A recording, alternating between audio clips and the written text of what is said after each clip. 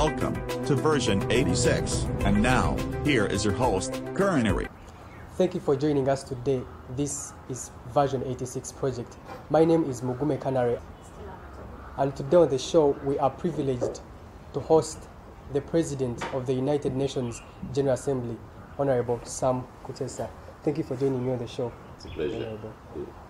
To start with, let's start with the biggest title. You're the President of the United Nations General Assembly. Yes. In the first place, how did you get there? Well, I've been fortunate that I've been given the opportunity to serve my country as a foreign minister since 2005. And as a result, I've interacted with many African leaders. I've participated in African Union issues in regional resolution of conflicts.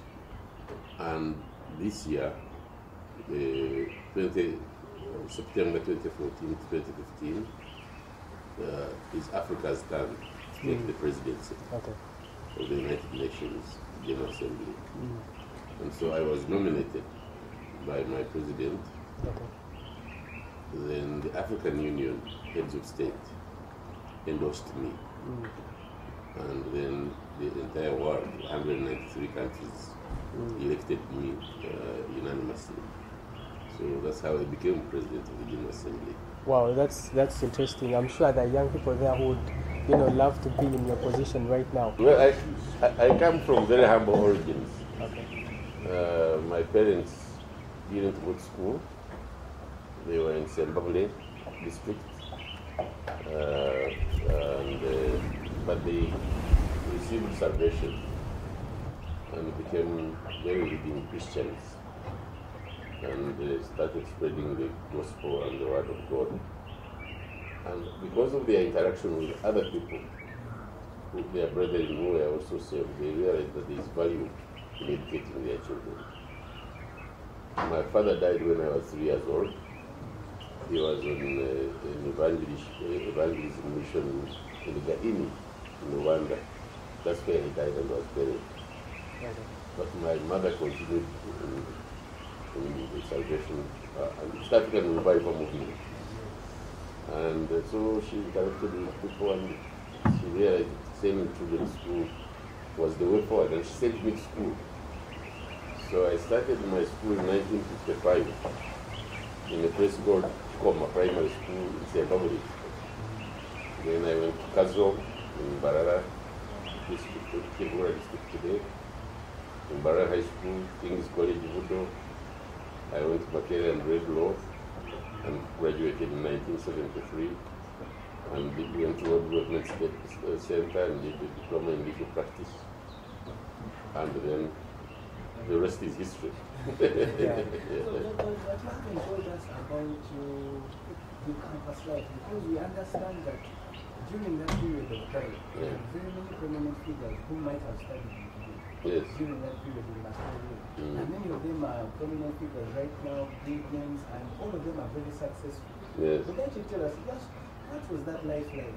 Well, that time was a very, very active time. We were involved in student politics, for example. I was reading law.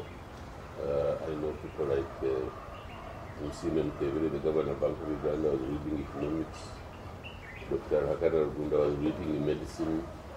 There were people like Monyo Job, the late Monyo Job, who unfortunately passed away, was doing political science, and many others whom we know now. But as students, we were actively involved in both student and national politics. At that time, there was a huge debate about ideological positions, whether to be free enterprise or whether to be socialist or whether to be communist. The world was divided. It was the days of the Cold War. And we took sides. Many of us, I have never believed in socialism myself. I always believe in free enterprise. So that's how we all generated debate. But it was peaceful. Unfortunately, this was truncated by the coup when Idi Amin took power. And that debate pretty much died. Everybody went into exile. I went into exile myself in Kenya, running away from Idi Amin until 1979. how was that period between that transition? Because we are the youth, we just hear about the period of Idi Amin, we really don't know what kind of life was being there. It was a very terrible time in our country. First of all, there was complete destruction of the economy, destruction of the rule of law. There were murders of anybody who showed dissent. Yes, and he will be picked. And times like he has disappeared. Someone has disappeared. Imagine, because of the economy was destroyed. Times like allocation, you go to find an allocation for sugar, an allocation for soap, and so the economy was completely destroyed.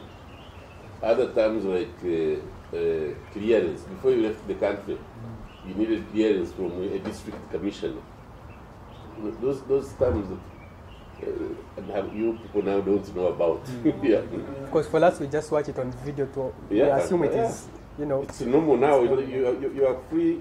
You are a born-free generation. Yeah, we're born-free generation. You are a born-free generation. And that's what version 86 is celebrating. Absolutely, absolutely. And so many things have changed. Yeah. Because when you hear allocation or disappeared, how can someone disappear? Yeah, and it is not one person. It's hundreds of thousands of people. Yeah. So that's where the time war came in, and people went to exile. Others went underground here in the country until 1979, when we, with the help of Tanzania, we were able to overthrow Idi Amin and come back to Uganda. But even when we came back, things didn't change for the better. After the 1980 elections and the return of Obote II, chaos started again. Yes. Because we hear that you are a minister, and we know that you are a minister even before 1985, between that period of transition from the dictatorial government into the 1986 when President Museveni's government Yes. came into power. Yes. How was that period of time?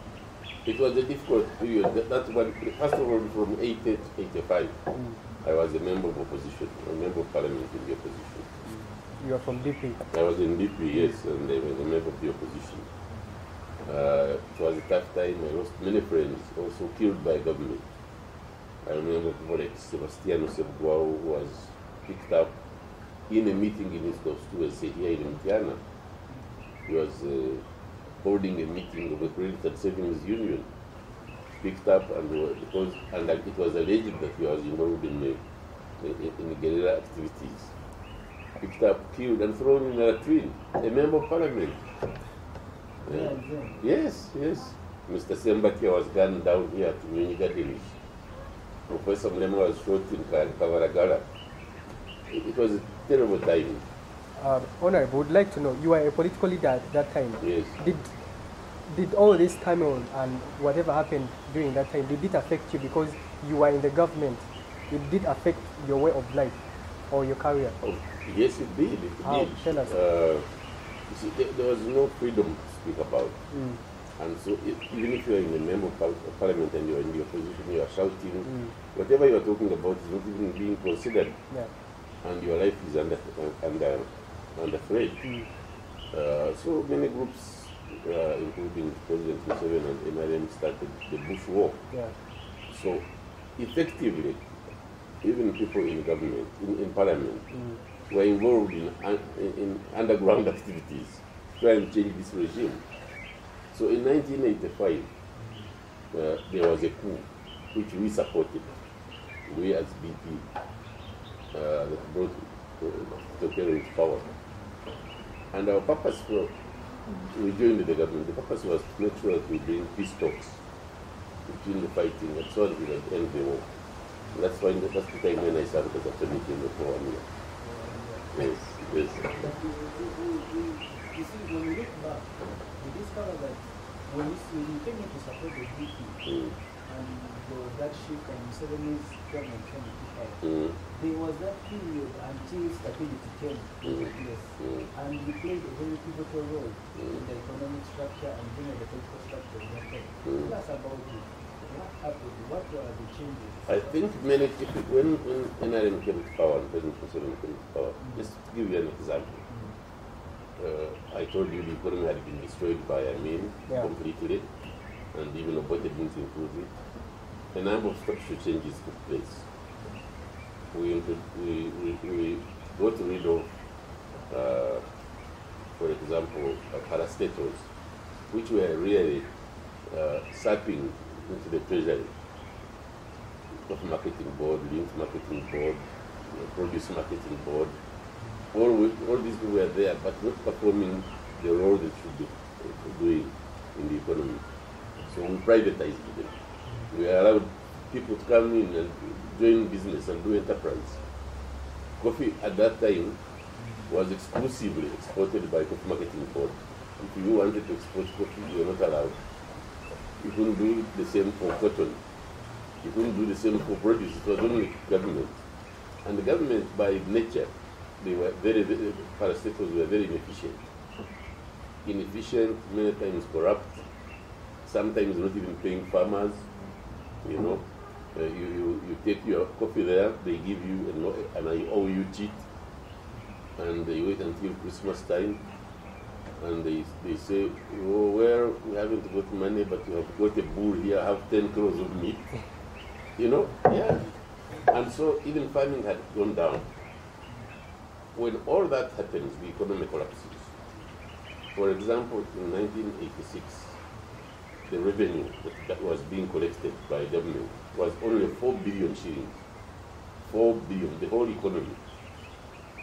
You know now that we collect more than 5,000 billion.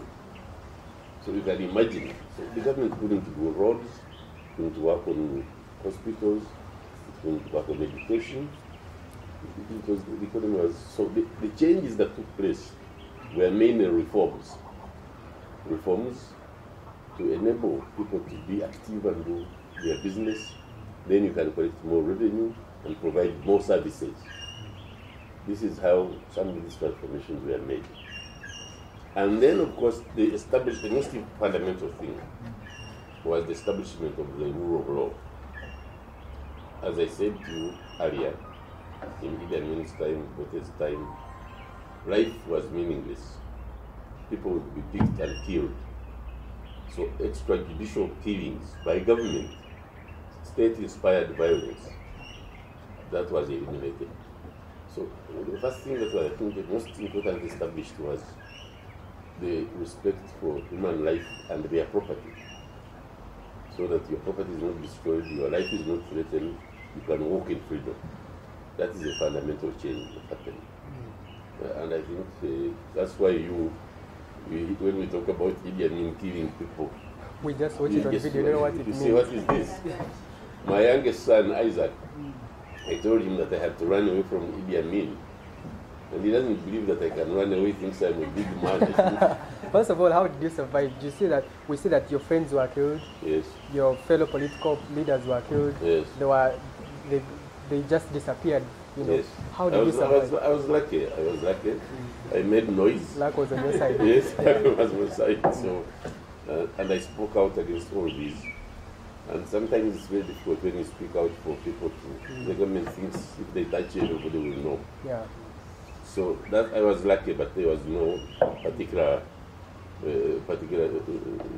protection for me. It was just luck. Okay. But as I was saying to you, the return of the rule of law was the most fundamental one. The second one was tackling the economy and making sure that enterprises are allowed to prosper. And the third, I think, most important thing is the reintroduction of free and fair elections, so that people feel that they have participated in the choice of their leaders. We started with local council elections, the LOCs. Those days they were called resistance councils. Even by lining up, finding your candidate, you queued, so that everybody knew nobody could cheat in an election. Of course, it was also a shortage of money to organize elections. That's why we couldn't go for separate ballots. But when the money came, we went for separate ballots, regular, free, and fair elections. And everybody in the government is literally elected now. So you could see that that was also political transformation. Yeah. So we have had transformation both socially, economically, and politically. Yes. My question to you is, you have told us that you studied law at Macquarie University and then you went to law school. My question to you is, during those that period of turmoil, Yes. when everybody would be running away from politics, what kickstarted you? What made you Focused. The desire to change things. The desire to change things. Because what was happening was not right. And it had to be fought and had to be changed. And when we were young people, we felt that we need to change those things and bring peace and sanity back to our society. So you were patriotic young people. Yes, we were You had love for your young country. Yes. Interesting. We loved our country. We knew things could be better. And we fought to make them better. That is one thing young people should, borrow a riff from Honorable Sam Kutesa. Tell us, we see that you're the longest serving, in the history of foreign ministry, you're the longest serving minister. Yes. Yeah,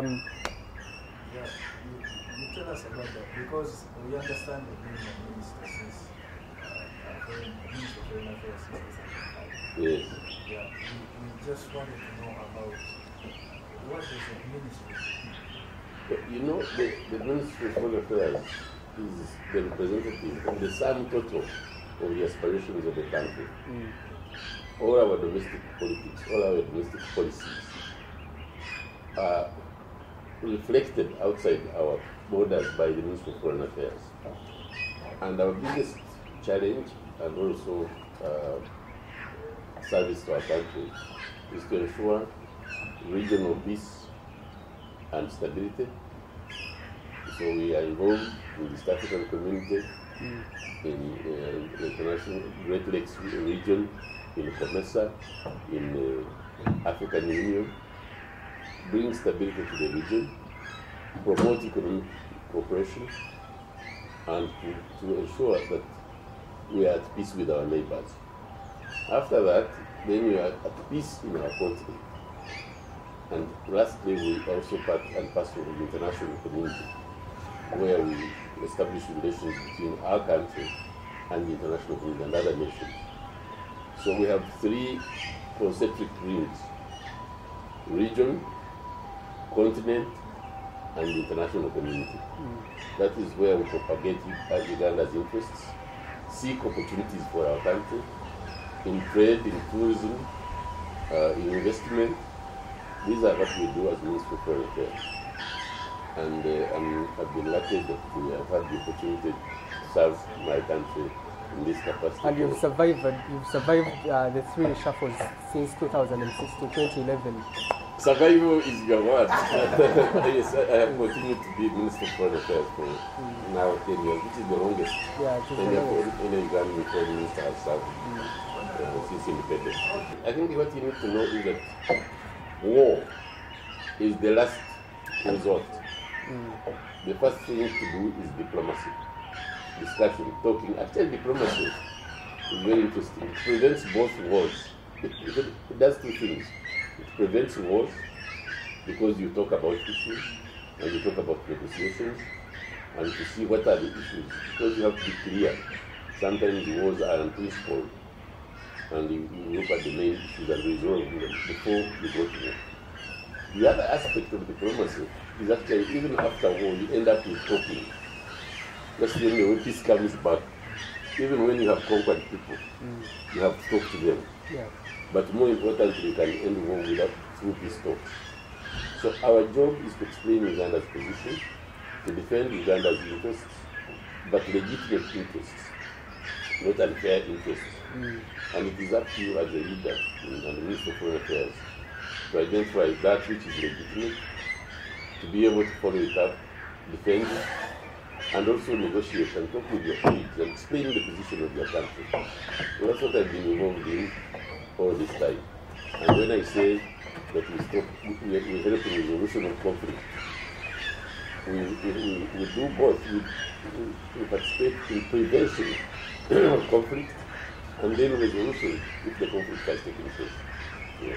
I must say you have been so courageous to serve in this ministry, because I mean we haven't been at war since you started serving even Yes, before. yes, So I must say it's a big task that you've managed to handle very well. Yes.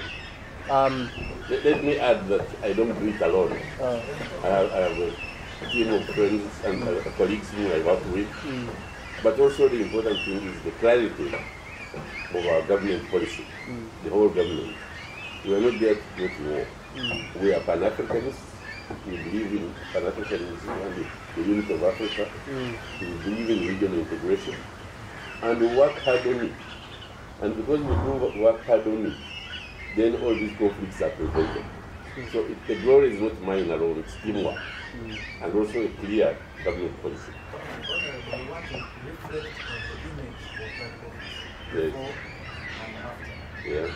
and the transformation it has undergone. Yes. We applaud you and your team for the wonderful work you are doing. Thank you.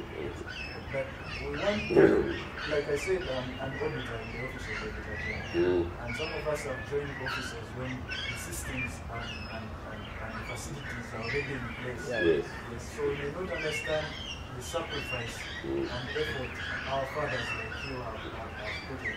We want to talk to us about what happened. Well, I think that there have been tremendous sacrifices made by officers, ambassadors, our own people in the ministry. These sacrifices are because our economy wasn't so good. It is improving and their facilities are better now. Because at the beginning, they just had very minimal resources to carry out their work. But they made sacrifices. They did it without the necessary or the usual trappings of financing. But as the situation has improved, we have continuously improved their welfare, we have continuously improved their pay and the facilities that enable them to do their work. Because our ambassador is the face of Uganda in that country. Everybody understands your country through what he does and how he handles himself. So I want to say we have had dedicated servants, civil servants, and you young people must know that everything doesn't come on a silver plate. There are sacrifices, there is work you've got to do. But I think if you are led by a desire to improve the well-being of your country, and knowing the betterment of your country is also bettering you, then I think you have inspiration to go ahead and work. We also want to be part of this success. Yes. I was seeing an article on your website. Yes. I think you also involved in creating the link of employment, because I was seeing last year there was some sort of advert for medical professionals. Yes. Yes. I don't know, you need to talk to us about that, because the young man out and woman out there want to know how they can join. There are opportunities that come. First of all, opportunities that come, and for us as we in Administration of Foreign Affairs, we work on them. We attract, for example, scholarships for young people to go and study. When they come, there is a national scholarship competition. We pass them on in the Ministry of Education, and we are represented there, and people access scholarships. That's one way of sending young people out. The other way is employment opportunities. When you hear there is shortage of employment opportunities, you see, there is a misunderstanding. I think that when our people work outside, it's not because they are running away. No, they are trying to look for better pay and better opportunities. And as a matter of fact, our country earns a lot of money from them. For example, the transfers now, repatriation of resources from Ugandans working abroad is about $1 billion per annum, what they send back. So it is both an opportunity for them to get self-advancement in better terms and better employment, and also an opportunity for Uganda, because they will meet money back to their families, and this helps our economy. So we should stop looking at it as brain drain. It is not brain drain. It is rather an opportunity. It is an opportunity for our people. Yeah. Thank you for watching. This has been Version 86 Project. My name is MUGUME CANARY. Catch me next time.